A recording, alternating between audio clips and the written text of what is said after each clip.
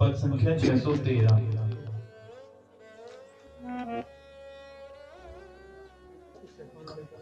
लाओ मैंने कहा।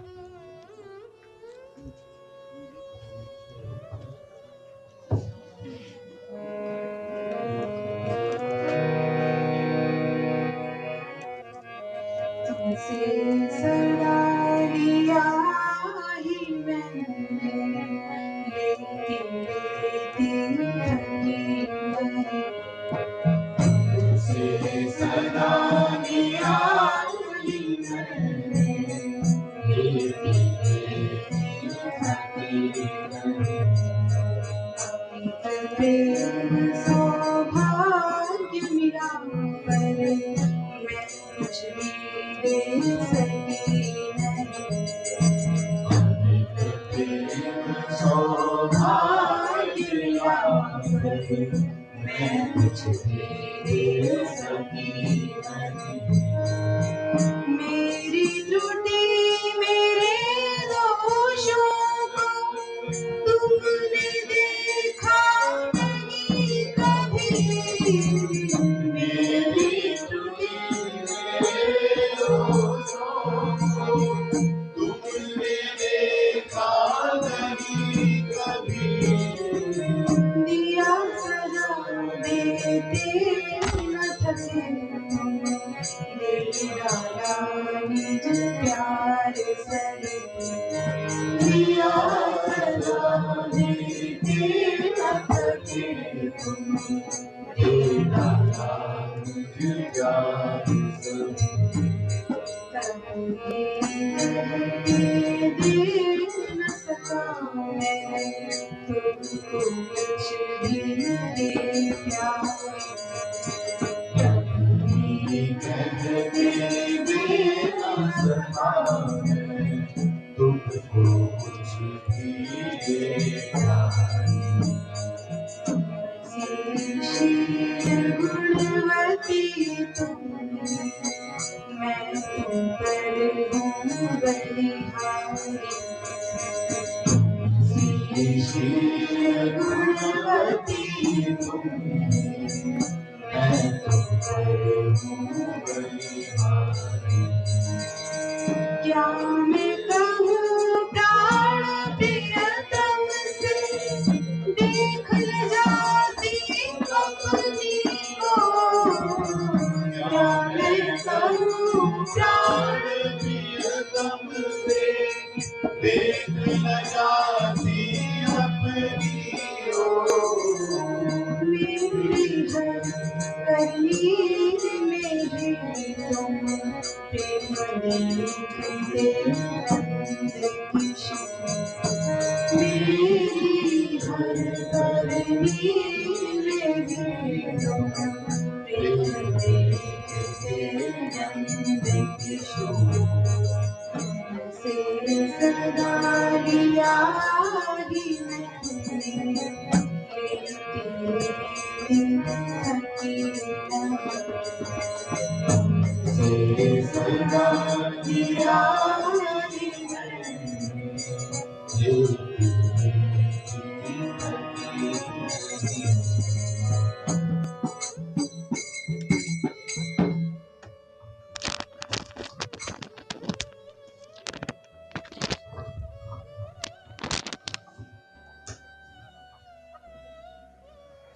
बोले राधा माधव सरकार, पूज्य श्री पूज्य श्री राधा बाबा, प्यारे भैया, पूज्य दादा की, सप्तवत्सल भगवान की।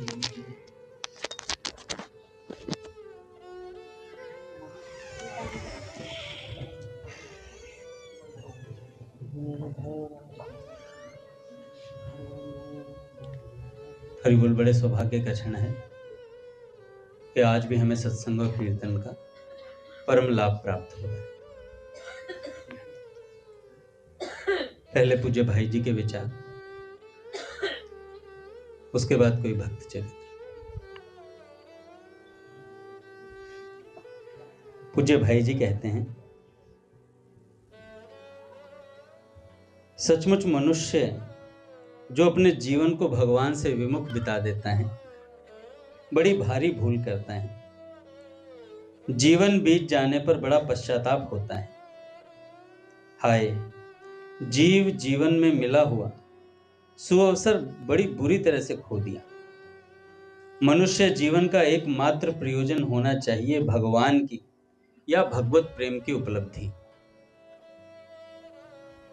गंगा की धारा जैसे निरंतर अनवरत रूप से समुद्र की ओर जाती है, सारे विघ्न और बाधाओं को हटाती हुई एक लक्ष्य से, वैसे ही हमारी चित्त वृत्तियां, हमारी सारी चेष्टाएं, हमारी चिंताएं, हमारी क्रियाएं, हमारे अनुभव सब जाने चाहिए केवल भगवान की ओर। यह सत्य है, भगवत प्रेम की प्राप्ति के लिए अन्य सारे प्रेमों का त्याग कर देना चाहिए और कर देना पड़ेगा। सब कुछ उस प्रेम की आग में जला डालने के लिए हंसते हंसते तैयार हो जाना पड़ेगा।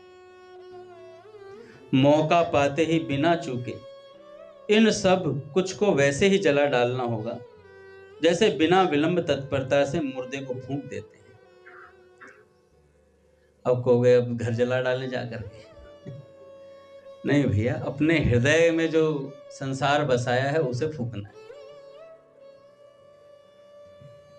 मुर्दे को फूंककर तो आत्मीयता के संबंध में हम रोते हैं, परंतु भगवत प्रेम की आग में जब विषयों का मुर्दा फूंका जाता है, देखो अगली लाइन में बाबूजी, विषयों का मुर्दा फूंका जाता है, तब तो रोने के विषाद से, शोक से रोने के मूल कारण ही नष्ट हो जाते हैं। फिर कभी रोना भी होता है तो वह बड़े ही आनंद का कारण होता है वो रोना, क्योंकि उसकी उत्पत्ति आनंद से ही होती है। इसलिए केवल भगवान का ही चिंतन करना चाहिए और भगवान से प्रार्थना कीजिए हमारा सारा जीवन, जीवन की क्षुद्र से क्षुद्र चेष्टा भगवान के लिए ही हो। संपूर्ण हृदय से हम भगवान को ही भजें, दूसरे के लिए न मन में स्थान हो और न दूसरे की सेवा में कभी तन लगे। तन मन वचन धन जो कुछ है उन्हीं का तो है, उनकी वस्तु उन्हीं के अर्पण हो जाए। जो वस्तु उनके अर्पण हो जाती है वही बचती है, वह हो जाती है अनमोल, और वह हमें विपत्ति के अथाह समुद्रों से तार देती है। देखो, प्रेम में खोना और अलग होना नहीं होता, खोने और अलग होने में भी पाना ही होता है। यही तो भगवत प्रेम का रहस्य है, यही तो भगवत प्रेम का रहस्य है। अंदर जब तक दोष है तब तक अपने को कभी भी उत्तम नहीं समझना चाहिए। सारे दोषों का मिट जाना प्रतीत होने पर भी दोषों की खोज करनी चाहिए साधक अपने भीतर। हम करते क्या है, दोष की खोज होती है दूसरे के भीतर। खुद में लाख कमी सही, सामने वाले में बर्दाश्त नहीं है, सामने वाले में बिल्कुल बर्दाश्त नहीं है। अगर हमसे पूछा जाए, अंगद दास अपने गुण बताओ, भैया गुण ही गुण है, दोष है कहां?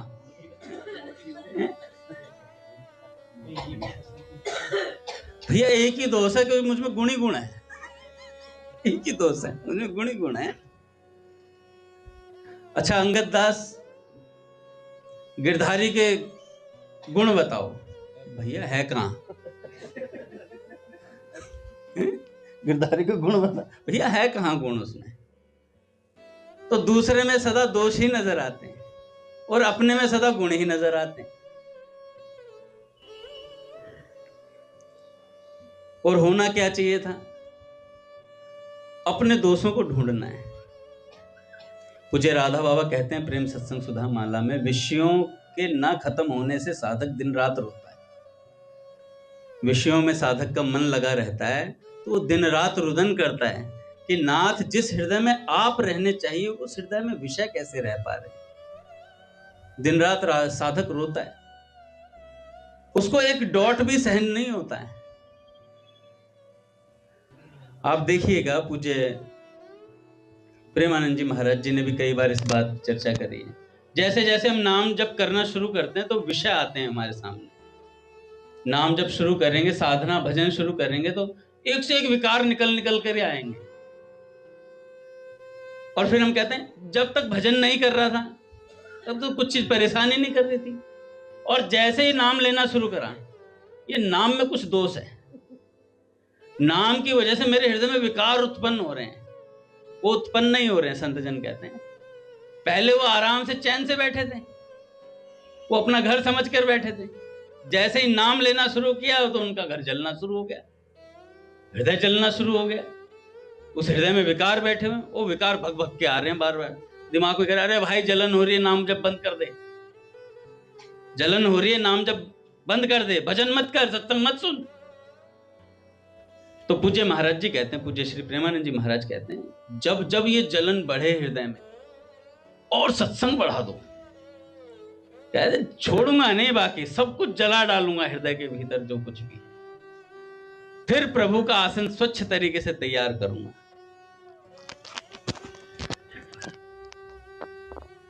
तो दोषों को ढूंढना चाहिए, भाई जी कहते हैं दोष ढूंढने चाहिए। जब तक किंचित मात्र भी दूषित भाव हृदय में रहे तब तक सूरदास जी की भांति अपने को महान पातकी मानकर प्रभु के सामने रोना चाहिए कि मौसम कौन कुटिल खल कामी, जेहि तन दियो ताहि बिसरायो, ऐसो नमक हरामी, कौन कुटिल खल कामी। श्री वल्लभाचार्य महाप्रभु जी ने कहा कि सूर होके काहे घिंघियाते हो। तो संत बड़े अच्छी बात बताते हैं, कहते सूरदास जी महाराज ने इतने विनय के पद सुनाए, एक बार भी, क्योंकि भैया वो आशु कवि थे सूरदास जी महाराज, कुछ भी हृदय से बनाकर कोई भी भाव प्रकट कर सकते थे। पर बड़ी सुंदर बात लगी काका मुझे कि जब गुरुजन ये कहे ना कि कुछ सुनाओ, तो उन्होंने दैन्यता ही प्रकट करी, विनय ही प्रकट करी, अपना वो मतलब प्रभाव, और मैं मतलब ऐसा भी कर सकता हूँ ऐसा भी कर सकता हूँ, कुछ नहीं दिखाया। अरे प्रभु कहा कि कुछ लीला का वर्णन करो। अरे गुरुदेव लीला का वर्णन तो आपकी कृपा से हो सकता है। तब श्री वल्लभाचार्य महापुरुष जी ने ब्रह्म संबंध दिया और उसके बाद गाया। तत्काल नंद भवन की वो लीला है, ब्रज भयो महर के पूत तब यह, जब यह बात सुनी, तो एक से एक लीलाओं का वर्णन किया। तो जो संत सुना रहे थे वो कह रहे थे, जब गुरुदेव ये कहे ना कि कुछ सुनाओ, तो कई बार कहते हैं हम अपना ज्ञान बघारने लगते हैं। तो उस समय अपनी दैन्यता प्रकट करनी चाहिए गुरुदेव के सामने।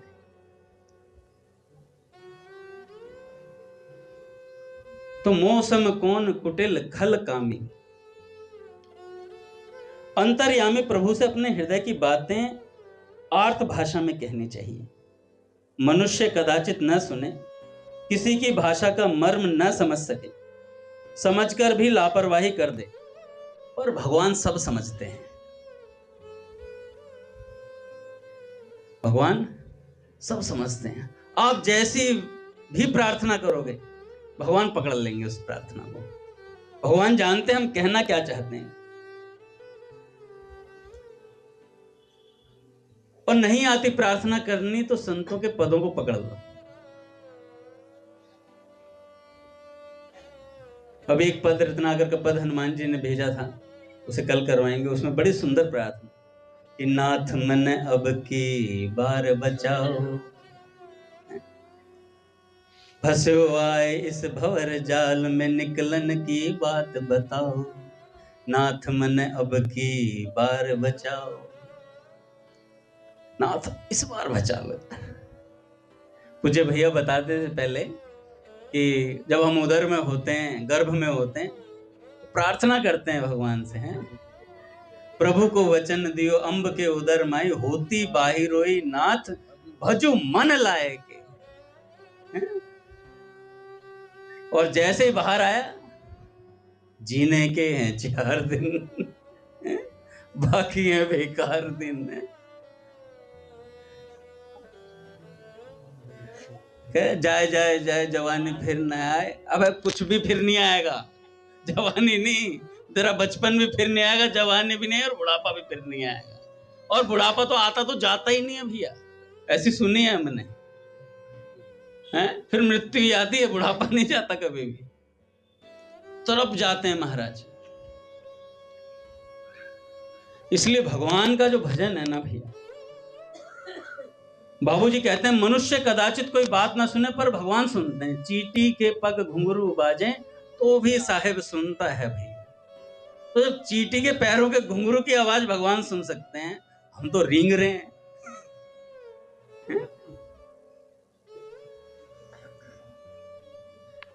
अन्य कामना के लिए भी कोई श्री कृष्ण का भजन करता है तो भगवान कहते हैं वाह, कोई बात नहीं। अन्य कामी यदि करे कृष्ण रे भजन, तो भगवान क्या करते हैं? भगवान कहते हैं मैं जानता हूं ये विष मांग रहा है, आमी विज्ञ है, यही तो मूर्ख है, मैं तो जानता हूं सब चीजें, इसे अपने चरणों का प्रेम देकर के इसे विषय वासना में भुला दूंगा। भगवान ऐसी व्यवस्था करते हैं।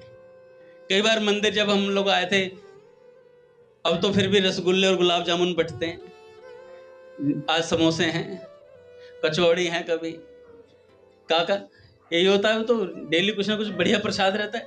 जब हम लोग आना शुरू हुए थे तो मिश्री के लिए तड़पते थे हमसे। हम सोचते थे कीर्तन कब खत्म हो, और वो 4 मिश्री मिले यार, और उसे भी खत्म नहीं करते थे, उसे चूसते रहते थे। और रसगुल्ले जिस दिन आ जाते थे उस दिन तो ऐसा लगता था मतलब किसी की शादी हो गई है। और मैं जानता हूँ काका, दोपहर में जब ठाकुर जी को भोग लगता था, वो आलू की सब्जी ऐसी लगती थी जैसे पनीर फेल है उसके सामने। उस आलू की सब्जी के लिए तड़पते थे हम, ये हमें मिल जाए, हमें मिल जाए।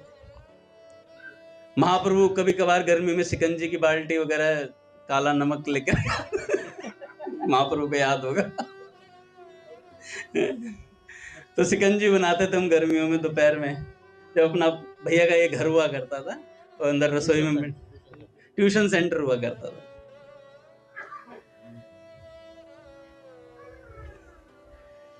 तो प्रभु को वचन दियो अम्ब के उदर में, होती बाहिरोई नाथ भजू मन लाए के। लागी बाहरी पवन बिसरे सभी वचन हैं, आहा नचन लगो जग माया गुण गाए। और बाहर आते ही हम शहंशाह बन गए।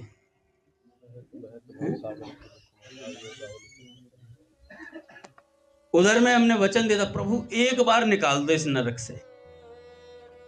गर्भ के समान कोई दुख नहीं है महाराज, ऐसा संतों से सुना है। ऐसे कौन से भक्त हैं जिनको गर्भ में ही भगवान श्री कृष्ण का दर्शन हो गया? श्री परीक्षित जी महाराज जब बाहर आए तो बाहर आने के बाद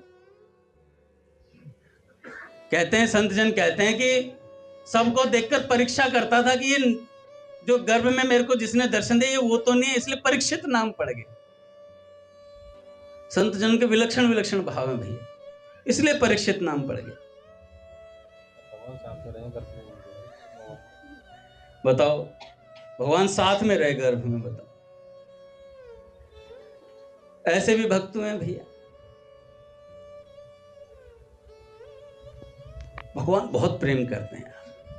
पूज्य भैया कई बार बताते हैं, जब अर्जुन के सारथी भगवान बनते हैं, अर्जुन को कहा कि जब तुझे लेफ्ट मोड़ना तो लेफ्ट की तरफ लात मार देना मेरे कमर पे,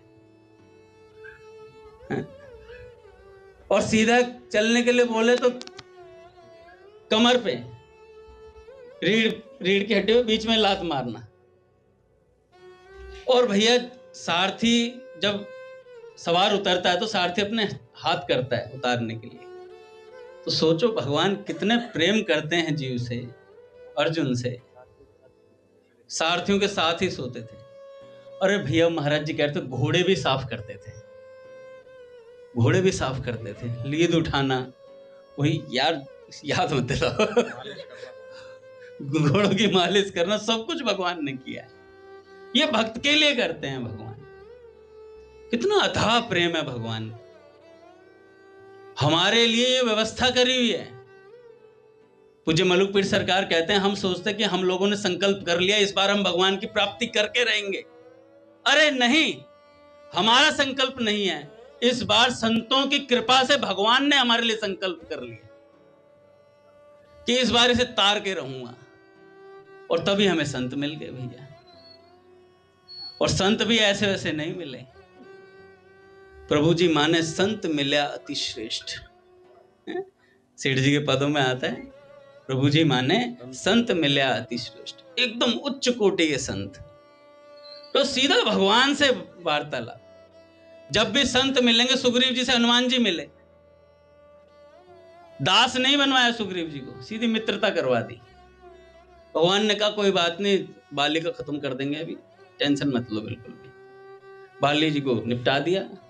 उसके बाद सुग्रीव जी से बोला, भाई तुम ऐसा करो, बहुत थक गए दौड़ते दौड़ते, बाली ने बहुत दौड़ाया तुम्हें पहाड़ों पे तो तुम ऐसा करो, रेस्ट करो 3-4 महीने। अच्छा, सुग्रीव जी ने पहले ही बोल दिया था इस बात को कि प्रभु संपदा पाकर के कौन नहीं भटक गया आज तक। तो प्रभु अब तो अब मैं भजन ही करना चाहता हूं, सब तजी भजन करूं दिन राति, ऐसी बात सुग्रीव जी ने बोल दी। फिर राम जी नहीं नहीं तुम आराम करो, जाओ। अब गया तो भैया राज्य मिला था, इतने दिनों बाद पहाड़ों में रह रहा था, अब इतने दिनों बाद फिर से पैसा शौहरत दौलत सब कुछ मिल जाए तो भैया फिर से वो 4 महीने ऐशो आराम की जिंदगी काटी और राम जी का वचन भूल गया। फिर राम जी ने कहा, लग रहा है सुग्रीव ज्यादा लंबा सो गया है, गर्मी ज्यादा थी तो एसी चल गया हुआ लग रहा घर पे मुझे दादा को प्रणाम। तो याद दिलाना पड़ेगा वचन। लक्ष्मण जी को बोला, लक्ष्मण जी ने कहा लगता है प्रभु भूल गया, वो बाण अभी जिससे बाली को मारा था वो अभी है तरकस में। तो राम जी ने कहा नहीं नहीं नहीं, मित्र है वो, तो थोड़ा तमीज से जाना, थोड़ा ज्यादा गर्म मिजाज मत हो।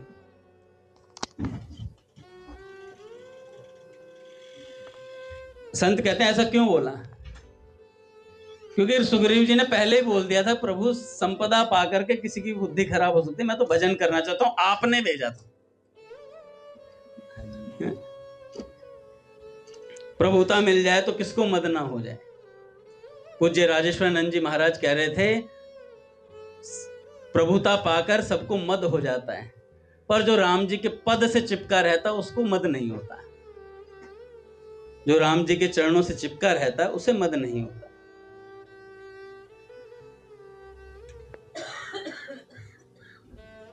तो सुग्रीव जी को समझा दिया राम जी ने, कहा कि भैया मित्र है तो थोड़ा प्यार से ही व्यवहार करना। विभीषण जी को लेके आए हनुमान जी महाराज, जहां जहां संत मिले वहां कल्याण हुआ। एक अपने सौराष्ट्र के संत हुए जालाराम जी, गुजरात सौराष्ट्र में जालाराम जी हुए। पट खुलेंगे क्या? तो जालाराम जी जो थे बड़े संत सेवी थे और गृहस्थ संत थे, बहुत अच्छी संत सेवा करते थे महाराज, भगवान बड़े प्रसन्न थे उनसे। और जालाराम जी की संत सेवा देख करके एक दिन एक साधु आए, वो साधु कौन से? साक्षात भगवान ही थे। उनकी संत सेवा से प्रसन्न होकर के वहां पधारे थे। जब जालाराम जी के पास वो संत पधारे तो उन्होंने सेवा करी भैया, और इतनी सेवा करी कि भगवान बड़े प्रसन्न हुए। कह रहे यार तुम जैसा राम भक्त कोई नहीं है। वहां पे जो जालाराम जी के यहाँ पे जो राम जी का मंदिर है, उसमें राम जी, विदुर जी जो राम जी है ना, मूछ वाले राम जी हैं। मुझे मलुक पीर सरकार कह रहे हम दर्शन करने गए तो हमने कहा ये किसका मंदिर है जिनके मूछे हैं? कह रहे महाराज सामने राम जी का मंदिर लिखा हुआ, तो ये राम जी का मंदिर है। हरि बोल हरि बोल। तो ये राम जी का मंदिर है। तेरे मूछ वाले राम जी, तो देखा तो लक्ष्मण जी की भी मूछें थी। अरे बड़े अद्भुत राम जी हैं। तो जब संत वेश में भगवान उनके यहाँ आए थे तो भगवान बड़े प्रसन्न हुए। भगवान ने कहा कि जलाराम जी, मैं एक बात कहना चाहता हूं आपसे। तो उन्होंने कहा, बोलिए प्रभु। कहा कि देखो, बूढ़ा शरीर हो गया है, अब अकेले से सेवा बनती नहीं है। उस समय जलाराम जी 23-24 साल के रहे होंगे और उनकी धर्मपत्नी भी इतनी एज की हुई। तो उन्होंने कहा, अपनी धर्मपत्नी को हमारी सेवा में भेज दो। पूज्य मलुकपीठ सरकार कह रहे थे, कितना ही भक्त हो और उससे ये कह दिया जाए भाई तुम्हारी पत्नी को हम इन महात्मा जी की सेवा में रख दिया जाए तो बड़बड़ा जाएगा। तो जलाराम जी ने अपनी पत्नी से कहा कि बड़ा सौभाग्य जगह है तुम्हारा, जो एक संत की सेवा में तुम्हें जाना है। और उन्होंने सहज स्वीकार कर लिया। अब संत भगवान के रूप में भगवान ही थे। भगवान साथ लेकर के चल दी उनकी पत्नी को। थोड़ी दूर गए होंगे, कहने लगे कि ये छड़ी पकड़ो। ये हमारा एक चीज और दी थी उन्होंने, कमंडल नहीं था, कुछ और था, छड़ी और झोला था शायद। तो झोला अपना दे दिया और कहा कि हम अभी आए। इतना कह करके वहां से अदृश्य हो गए। और कहाँ प्रकट हुए? जलाराम जी के यहाँ प्रकट हो गए, जलाराम जी के सामने। कहने लगे, मैं बहुत प्रसन्न हूं, तुम्हारी पत्नी भी पास हो गई परीक्षा में, और मैंने उसे अपनी छड़ी और अपना झोला दिया है। उसे यहाँ अपने यहाँ मंदिर में विराजित रखना और अपने पास ही रखना उसे। इतना कह करके भगवान चले गए। जलाराम जी की पत्नी वापस आई और उन्होंने राम जी के मंदिर की वो स्थापना करी जिसमें मूछ वाले राम जी हैं। तो वहीं छड़ी रखी, वहीं झोला रख लिया। अब क्या हुआ? कहते हैं, पूज्य मलुकपीठ सरकार कह रहे थे कि वहां से आज भी उस मंदिर में कोई दर्शन करने जाता है तो वहां कोई चढ़ावा नहीं चढ़वाया जाता, मना कर दिया जाता है, यहाँ पे कुछ मत चढ़ाओ, और बिना प्रसाद पाए आने नहीं देते। अब ऐसी बात बोली तो वहां पर एक बार क्या हुआ, कुछ मुसलमान कहीं से जानवरों को मार करके ला रहे थे। उसमें खरगोश, हिरण वगैरह, उन्होंने एक बड़ा सा वो कुछ बनाया हुआ था, झोले से टांगे हुए थे, उनमें मार करके डाले हुए थे। तो आ रहे थे तो देखा कि वहां पे जलाराम जी का जो मंदिर है वहां पे भंडारा चल रहा है। तो उन्होंने सोचा कि हमने तो इसको पन्नियों में बांध रखा है सबको, तो ऐसा करते हैं, इन्हें पेड़ों पर टांग करके और भंडारा खाते हैं। तो वो यवन जितने भी थे वो भंडारा खाने लगे। अब जलाराम जी की दृष्टि गई, वो जो झोले टंगे हुए थे उन पर गई, तो उनमें से खून टपक रहा था। जैसे खून टपक रहा था, उसे ध्यान से देखा तो जलाराम जी से रहा नहीं गया। पट खोलेंगे महाराज। श्री राम जय जय राम।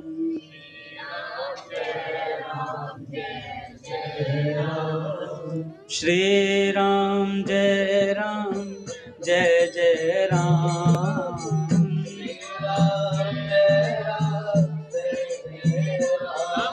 श्री राम जय जय राम। श्री राम जय जय श्यामा जय श्याम।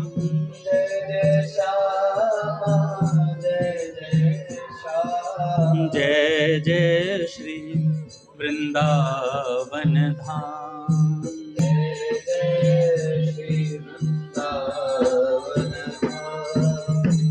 बोलिए राधा माधव सरकार की जय, गुरुदेव भगवान की जय। तो जलाराम जी ने जैसे ही देखा खून टपक रहा है तो जा करके वो छड़ी ले गए और जा करके उस छड़ी को स्पर्श करा दिया उन सारे झोलों से। महाराज सारे जानवर कूद कूद के निकले, उनमें से सारे जीवित हो गए। तो उन यवनों ने कहा, जो ना करे अल्लाह वो करे जला। जो ना करे अल्लाह वो करे जला। वैसी बात बोली भैया जलाराम जी, वो भी शिष्य बन गए उनके। शिष्य क्या बने, जलाराम जी तो कभी शिष्य बनाते ही नहीं थे, ये सब उन्होंने रखा ही नहीं। और उन्हें लोग वैश्य ही कहते थे, वैसे वो क्षत्रिय थे, क्योंकि उनका काम ऐसा था, तो इसलिए वैश्य उन्हें कहना शुरू कर दिया था। उनके पास एक चेला कह लो या आप ये कह लो कि अनुगत में था, उनके सेवा करता था। और सेवा करता तो जलाराम जी भैया अपना आराम से साधु सेवा, संतों की सेवा चलती थी। तो चेला भी बड़ा अच्छा था, सेवादार था, बढ़िया। एक बार उसके मन में आई, क्या गुरुदेव,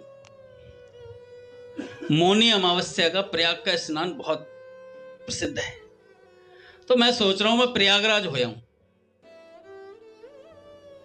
गुरुजी ने कहा यार यहाँ, उन्होंने गुरुजी को भी बोला, उनको भी, जलाराम जी को, कि आप भी चलिए स्नान कर आएंगे, मौनी अमावस्या है। तो उन्होंने कहा नहीं नहीं, यहाँ पे संतों की सेवा कौन करेगा, ठाकुर जी की सेवा है, संतों की सेवा है, तो अपने तो यही ठीक लगता है। कीर्तन होता है रोज यहाँ पर, उस कीर्तन की सेवा से वंचित रह जाएंगे। ऐसी कई बातें बोली।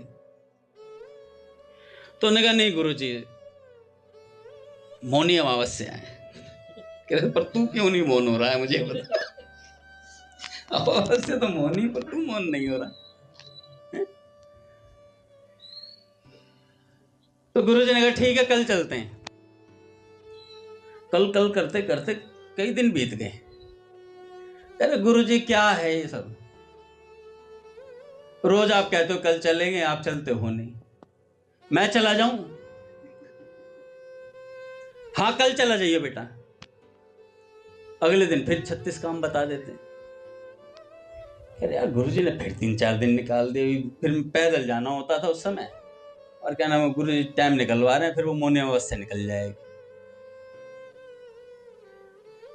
उस समय सीताराम जी की गाड़ी धोती नहीं थी कि बुक कर लें। सीताराम जी उस समय स्वयं ही प्रयागराज में रहते थे। बिरजू केदारनाथ में था श्री हरदास बोले बाबा के पास। तो चेले ने कहा कि गुरुजी कल मैं पक्का निकल जाऊंगा। जलाराम जी ने कहा कि बेटा देखेंगे। अगले दिन फिर बोल दिया, बेटा ये काम कर दे। गुरुजी अब इतने दिन बचे, इतने दिन में ही पैदल पहुंचा जाएगा, मैं कल जाना चाहता हूं गुरुजी। बैग पैक कर लिया उसने, बंदे ने सारा सेटअप कर लिया, बैग वैग पैक करके बैठा है, कह रहा जूते ये रखे, सुबह उठते भाग जाऊंगा। गुरुजी ने कहा ठीक है पक्का, सुबह कल तो उठते ही चले जाना। कह रहा ठीक है गुरुजी। अब रात को नींद कहां आती है ऐसे समय, अगर किसी को सुबह 4 बजे जाना हो ट्रेन पकड़ने, नींद नहीं आती है। और तो इतने दिनों से बेचारा मौनी अमावस्या का इंतजार कर रहा था, तो रात को नींद तो आई नहीं। बैग सिर के नीचे तकिया सा बना के लेटा हुआ था। इतने में क्या देखता है कि गुरुजी की कुटिया में एक राजशाही पोशाक पहने एक बंदा झाड़ू लगा रहा है। कह रहा है यार मैंने पहली बार देखा, हो सकता मैं लेट जगाऊं। वैसे तो मैं काफी देर तक इंस्टाग्राम देखता हूँ, इंस्टाग्राम करता हूँ, लेकिन इंस्टाग्राम करता हूँ। तो रात्रि के काफी देर तक जगता हूं, लेकिन कभी देखा नहीं इन सज्जन को।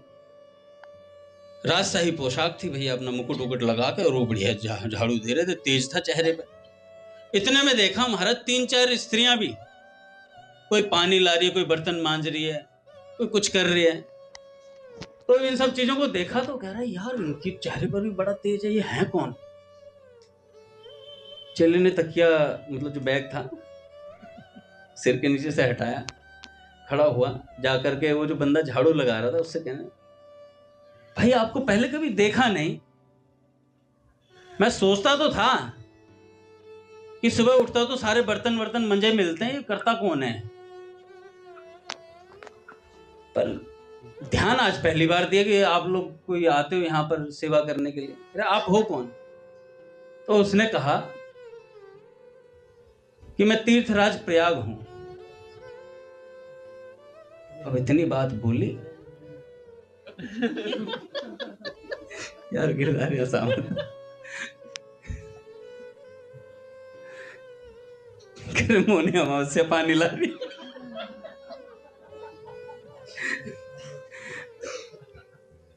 देखिए तो हंसी की बात है। अब देखा महाराज, एक माता जी जो थी वो जल भर के ला रही थी, बड़ा तेज था चेहरे। तो उन्होंने पूछा आप कौन हो? कह रहे मैं पतित पावनी गंगा हूं। उसके तो होश उड़ गए। कह रहे आप कौन हो? कह रहे मैं जमुना हूं। उनका आप कौन हो? कह रहे मैं सरस्वती हूं। अब ऐसे देखा तो कह रहे यार क्या चमत्कार है ये सब चीजें। उसने कहा बैग वैग खोला, अपने कपड़े वापस अलमारी में सेट करे। पूज्य मलुकपीठ सरकार कह रहे अपना चद्दर तान के सो गया। महाराज जी ने कहा ऐसे नहीं सोया जैसे हमारे चेले सोते हैं, सुबह उठ गया 4 बजे सेवा के लिए। हमारे वाले तो उठते ही नहीं है।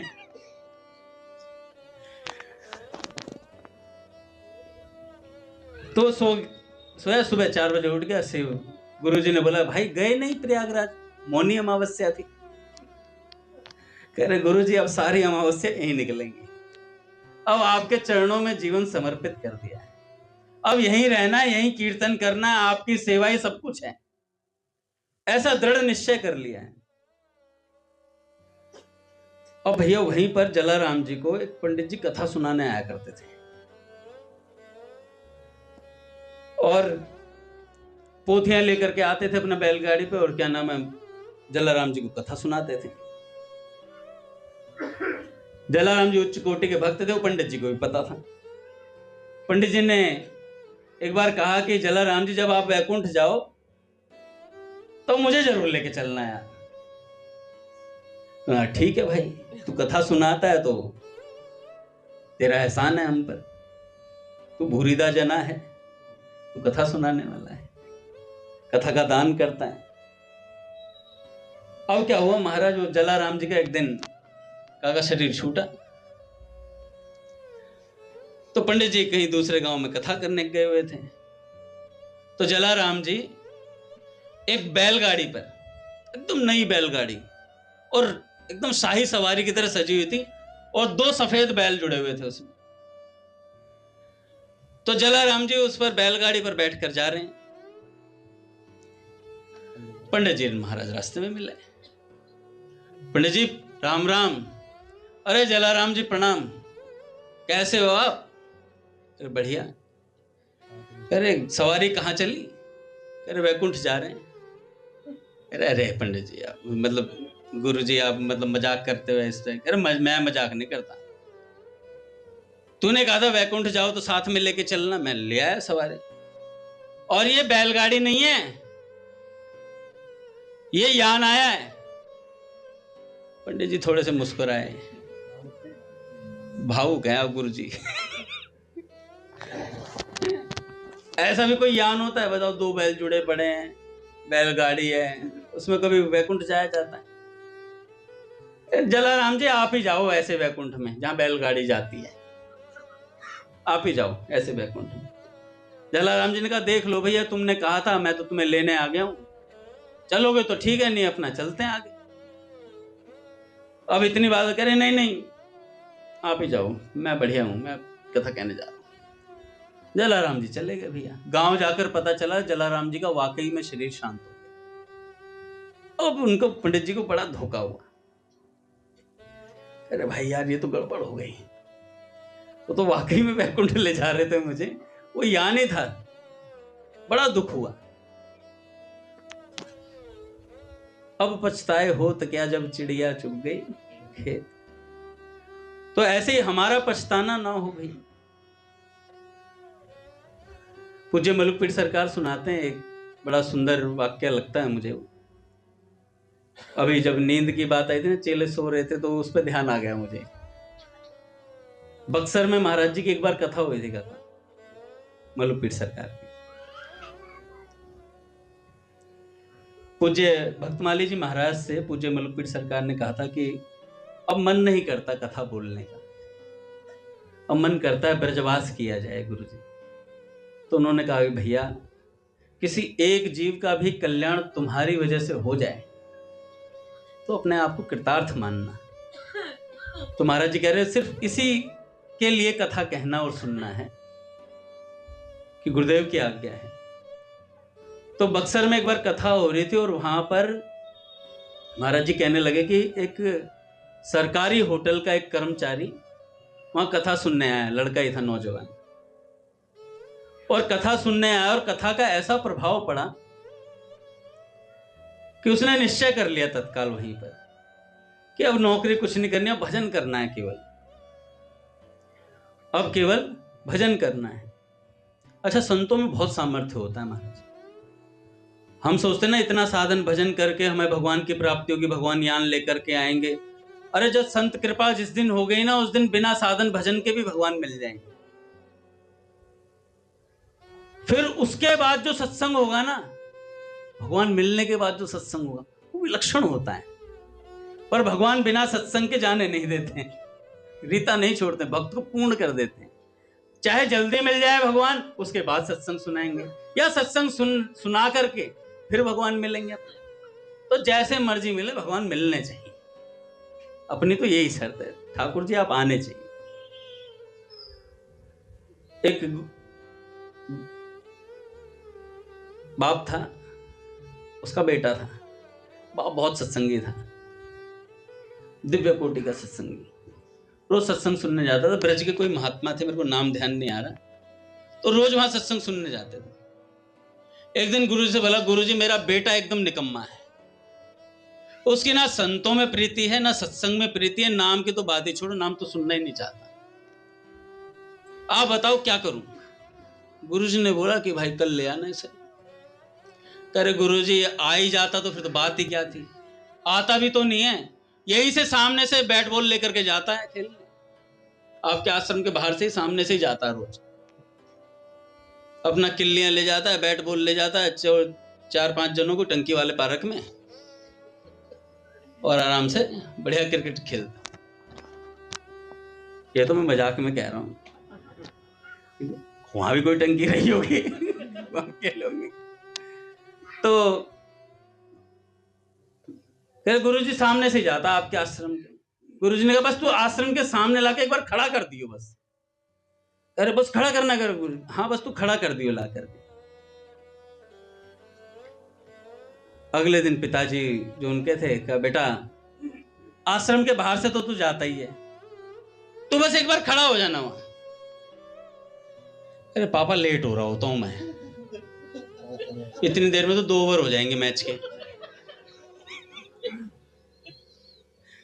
अब बताओ कहाँ लगे। नहीं नहीं बेटा बाप हूं मैं तेरा, एक बार तो कहना मान ले। पापा क्यों मुझे टॉर्चर कर रहे हैं? कह रहे नहीं बेटा एक बार रुक जाए, कोई बात नहीं। कह रहे रघुनाथ जी पिच घेर लेंगे।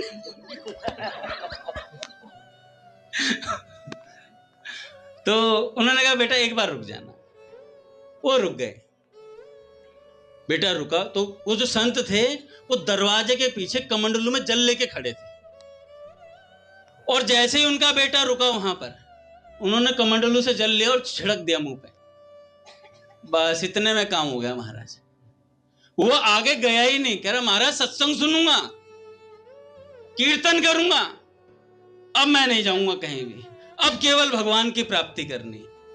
ये संत का बल होता है महाराज, इस संत का बल होता है। वो चाहे तो एक क्षण में कर सकते हैं सबका, पर फिर भी संत लोग साधन भजन करवाते हैं, क्योंकि हमारे भीतर कुछ करके खाने की आदत है ना, संसार में रहते हैं ना, तो ये स्वभाव पड़ गया है कि कुछ करके कोई वस्तु मिलेगी। तो संत जन कहते हैं कि भैया हम इनके करने के वेग को खत्म करते हैं। जब हार जाओगे फिर कहोगे हे नाथ मैं आपको भूलूं नहीं, हे नाथ मैं आपको भूलूं नहीं। तो वो जो लड़का था होटल में काम करता था, उसने सत्संग सुना, सत्संग सुन के निश्चय कर लिया कि अब केवल भगवान की प्राप्ति करनी है। अगले साल फिर कथा हुई। कथा में वो बालक भी आया, उसने कहा कि मैं महाराज जी से मिलना चाहता हूं। तो महाराज जी से कई जो आसपास रहते हैं, उन्होंने कहा महाराज जी ये बालक पागल है, इसने पिछले साल जब कथा सुनी थी तब से ये विक्षिप्त सा रहता है और भगवान के क्या नाम है, भगवान की प्राप्ति ऐसे करता रहता है और कुछ खाता पीता भी नहीं है, बेफालतू में आप इससे मिलोगे नाम हो जाएगा, कुछ खाया नहीं इसने कई महीनों से। तो महाराज जी ने कहा नहीं, किसी की जिज्ञासा हो तो उसे शांत करना चाहिए। तो महाराज जी ने उस बालक को बुलाया और कहा कि बताओ। कह रहे महाराज मैं भगवान की प्राप्ति करना चाहता हूं। अब ऐसी बात बोली, हरि बोल महाराज, पूज्य भैया आ गए। श्री राम जय राम